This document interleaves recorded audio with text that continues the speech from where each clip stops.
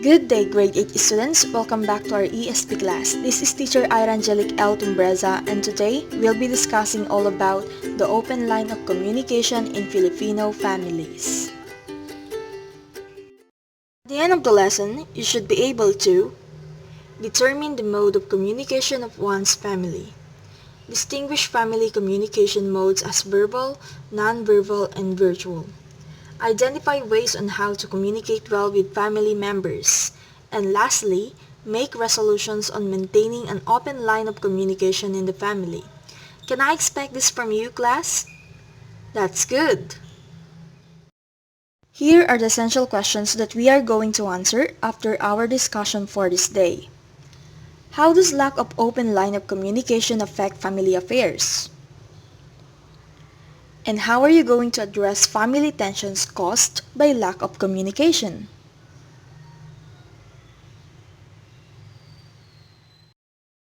By the way, I have here a picture. How would you describe this picture? What word and particular thing do you see? What does this picture mean?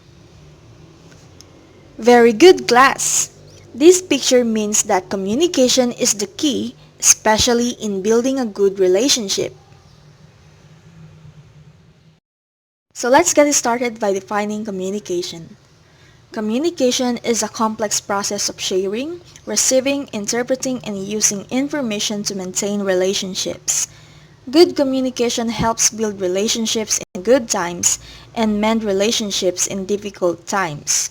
Family communication is the foundation of family life and functioning. It is through communication that you and your family members learn how to organize meanings. Are you familiar with the Shannon-Weaver's model of communication? The Shannon and Weaver model is a linear model of communication that provides a framework for analyzing how messages are sent and received. It explains how messages can be mixed up and misinterpreted in the process between sending and receiving the message. It starts with the sender or information source. It is the person who has the information to begin with. The sender encodes or converts the idea into signals that can be sent to the receiver. A sender can send a message in multiple different ways. It can be through spoken words, written words, or sign language to communicate an idea to someone.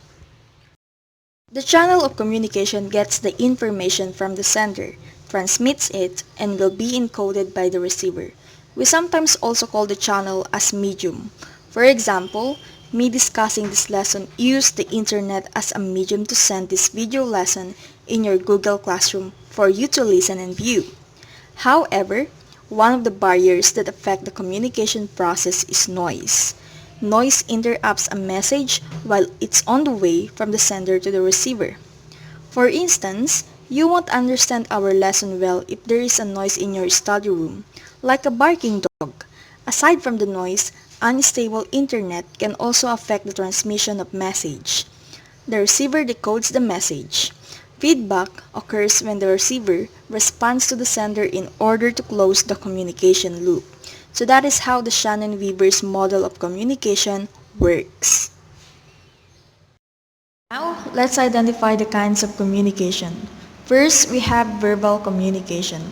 It involves the production of spoken message or language using oral facilities or voice. This is the most common form of communication, such as parent-child dialogue, conversation with siblings, and sharing stories over dinner. The more that you communicate verbally with your family members, the more you will improve your communication abilities and will relate better to other people. Use appropriate vocabulary that is understood by your family members. Also, with a calm tone, your message will be better understood than if you use a nervous tone. Next, nonverbal communication. It is a kind of communication without words. Gestures can be misunderstood or unnoticed, but they can bring significant messages in the communication process. Examples of nonverbal cues are facial expressions, body language, and movement, which may reflect your excitement, happiness, anxiety, or discomfort. These manifestations need proper attention in order to address barriers or social interferences. Learn to be open to your family members. Don't just show them what you're feeling through nonverbal gestures. However, nonverbal communication is essential because it gives us valuable information about a situation, including how a person might be feeling, how someone receives information, and how to approach a family member. And lastly, we have virtual communication. It uses technology as channel to send and receive information like email, social media, and video calls. It brings distant communities around the world closer and bridges them into a global village through online interaction. If one of your family members is working overseas, you are still lucky to have gadgets to use in communicating with them. Staying in touch to them regularly can establish a good relationship with each other. Don't just call them when you need something. Call them to show that you care and miss them every day. Remember, they are there to secure a better future for you, especially to those students with parents overseas. JRead 2021 suggested ways on how to communicate well with your family members. First, pick a time when they are calm and focused on you. Opening up to your parents can be super stressful, but you can do it. Tell your parents you need to talk to them and suggest a time when you are both free. If your parents won't talk to you, chances are they have struggles of their own. You may find an adult you trust to confide in, like your grandparents or your advisor.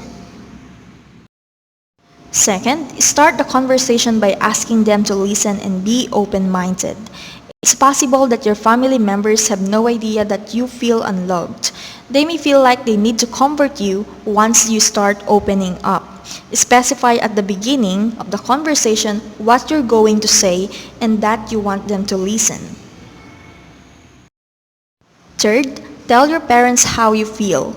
Your parents might get worried, but that is because they care about you and want the best for you. With that, they will be happy that you are seeking their advice. Fourth, listen to what your parents have to say in response. Try to understand things from their point of view, but remember that it is okay to disagree with them. If you show that you have their feelings in mind, they may be more likely to be open to your perspective. And lastly, ask your parents about their childhood to better understand them. Pay attention to the expectations their parents had for them, the struggles their parents had at school, and other issues. So try reading books, blogs, or forums about communicating with your parents more openly. Communication in the family. Communication is vital in the family in order for members to respect each other's needs and wants. Without communication, family members are unaware of the thoughts and feelings of each other, resulting in possible conflicts and difficulties in the family. So conflicts are better resolved when discussed with respect and diplomacy. By doing so, family members are better equipped with the necessary skills and social readiness to engage in fruitful conversation and genuine interaction with other people. So please remember this message from Claire Heston. Make sure that you listen about as much as you talk. Don't let it be one-sided in either direction. Communication is a give and take. So that ends our lesson for today. If you have questions, please message me at yatimbreza@muay.edu.ph. Have a great day!